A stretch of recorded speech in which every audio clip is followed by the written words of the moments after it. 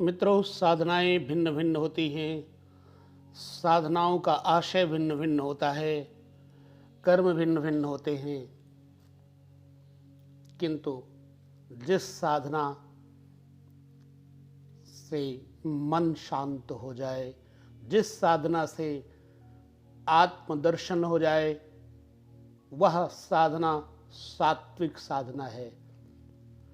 किसी भी कर्म को करने में उसका हेतु शुभ हो तो वही कर्म सतोगुणी बन जाता है, और यदि उस कर्म का आशय, हेतु, लक्ष्य गलत हो तो वही कर्म तमोगुणी बन जाता है। जैसे एक आदमी बॉर्डर पर खड़ा होकर गोली चलाता है तो वो सीमा के सुरक्षा के लिए उस पर किसी प्रकार का कोई विलेम नहीं आता। एक आदमी गोली चलाता है तो उसे बदमाश कहा जाता है। एक डॉक्टर चाकू चलाता है तो रोग को ठीक करने के लिए, और एक डाकू चाकू चलाता है तो किसी को मारने के लिए। जोखिम दोनों में है। इसी प्रकार से कोई भी कर्म का आशय बढ़िया हो, इसी प्रकार से त्राटक साधना है। त्राटक साधना का आप किस रूप में कैसे प्रयोग करते हो, ये आपके ऊपर निर्भर करता है। यदि अपनी शक्तियों का दुरुपयोग करने लग जाओ तो आप राक्षस कहलाओगे, लेकिन अगर उसी शक्तियों का प्रयोग अनुकूल करने लग जाओ तो आप योद्धा और महात्मा कहलाओगे। तो त्राटक साधना क्या होती है, इसके लाभ या नुकसान क्या होते हैं, इसके बारे में शायद मैंने पहले भी चर्चा की है। त्राटक साधना सिद्धि कैसे प्राप्त की जा सकती है, त्राटक सम्मोहन कैसे किया जा सकता है, इन सारे प्रश्नों के उत्तर हम आपको देंगे। और इसके अलावा त्राटक साधना कैसे करें ये भी मैं आपको बताऊंगा। तो सबसे पहले चलते हैं, ये जान लेते हैं कि त्राटक साधना होती क्या है।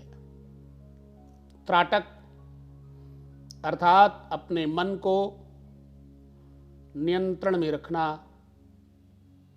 उसे इधर उधर भटकने नहीं देना, अपने त्रिचक्र को, दोनों नेत्र को और आज्ञा चक्र को एक टक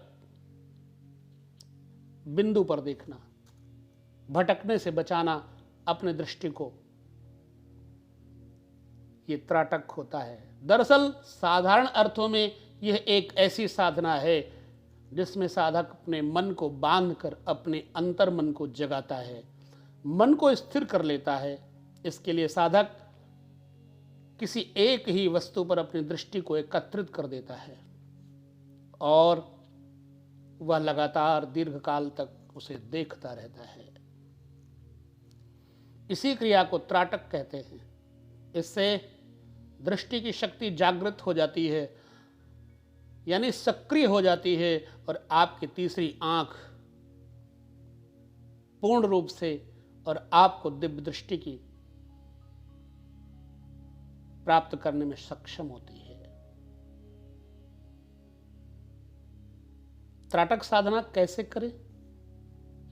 यह साधना विभिन्न तरीकों से की जा सकती है। इसके लिए आप किसी देवता की एक तस्वीर,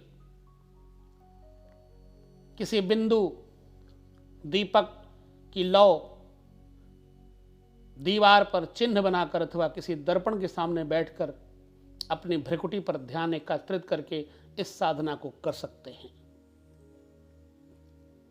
सबसे पहले एक एकांत कमरे को, जहां किसी भी तरह की कोई आवाज ना हो, बंद करके एक आसन बिछाकर बैठ जाएं। बगल में एक नरम रूमाल रखें। कमरे में अंधेरा संभव हो तो अच्छा है। आप रात्रि के समय भी इस क्रिया को कर सकते हैं। अब आप अपने सामने दर्पण या दीपक की लौ रखें, अथवा आप दीवार में एक चिन्ह भी बना सकते हैं। अब अगर आप कांच के सामने बैठे हैं तो अपने भ्रुकुटी पर अपने ध्यान को केंद्रित करें, या दीपक की लौ अथवा दीवार पर बने हुए चिन्ह पर अपनी दृष्टि को केंद्रित करें। लेकिन ध्यान रहे, आपने इस साधना के लिए जिस माध्यम का चुनाव किया है वह एकदम आपके नेत्रों के सामने और कम से कम 2 फुट की दूरी पर हो। आप बिना पलक झपकाए उस माध्यम की ओर टकटकी लगाकर देखें। अभ्यास न होने की वजह से आरंभ में कुछ तकलीफें होंगी, आंख में पानी भर जाएगा और पलक झपकाने की इच्छा भी करेगी, लेकिन जितना संभव हो सके आप पलक को न झपकने दें। आंखों में जलन भी होगी, पानी भी गिरेगा। पानी गिर रहा हो तो नरम रुमाल से उससे हल्के से पोंछ लें। अगर ज्यादा जलन हो तो कुछ पलों के लिए आंखें बंद कर लें, लेकिन तुरंत वापस न खोलें। कुछ देर बाद वापस इसी क्रिया को दोहराएं। आरंभ में इस क्रिया को कुछ देर करें, फिर इसकी समय सीमा बढ़ाते जाएं। जब इसकी अवधि 10-15 मिनट तक पहुंच जाए तो आप त्राटक करने के बाद आंख बंद करके उसी माध्यम को देखने का प्रयत्न करें, अंदर ही अंदर। पतंजलि योग में तो 2 घंटे 24 मिनट करने के लिए कहा गया है, किंतु कम से कम 40 मिनट तो करना जरूरी है। कुछ दिनों तक यह आपको अस्थिर नजर आएगा, एकदम भाव स्थिर हो जाएगा। त्राटक की समय सीमा बढ़ने के साथ साथ इस माध्यम का कुछ स्थिर होना आरंभ हो जाएगा और आपको महसूस होगा कि एक पीली ज्योति उस माध्यम पर जा रही है। उस वक्त माध्यम के अगल बगल आपको पीले रंग का धब्बा भी नजर आ सकता है, जो कभी दिखेगा और कभी गायब हो जाएगा। जब यह धब्बा आपको स्थायी रूप से नजर आए त्राटक के वक्त और आपको लगे कि आपकी आंखों से पीली रोशनी निकलकर उसके ऊपर पीला धब्बा बन रही है धब्बा, तो अभ्यास की अवधि और बढ़ा दे। अभ्यास बढ़ने पर पीले रंग के धब्बे के बदले कभी कभी हल्का सा लाल या हरा रंग भी दिखाई पड़ सकता है। कभी इस धब्बे का रंग नीला या कभी चमकदार भी हो सकता है। जब यह नीले रंग का स्पष्ट नजर आए तो समझ जाना चाहिए कि साधक के मन में भी स्थिरता आ गई है।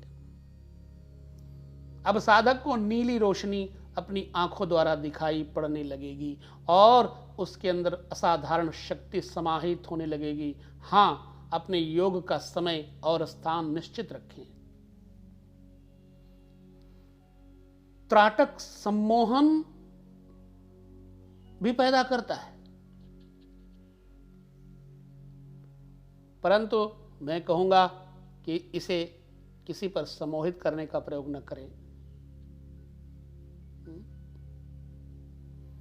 त्राटक सम्मोहन उस शक्ति से सर्वथा अलग है जिसे तंत्र मंत्र से द्वारा प्राप्त किया जाता है। त्राटक सम्मोहन को सौम्य सम्मोहन भी कहा जा सकता है और इससे सकारात्मक ऊर्जा की प्राप्ति होती है। त्राटक का साधक सामने वाले को सम्मोहित करने की ताकत रखता है।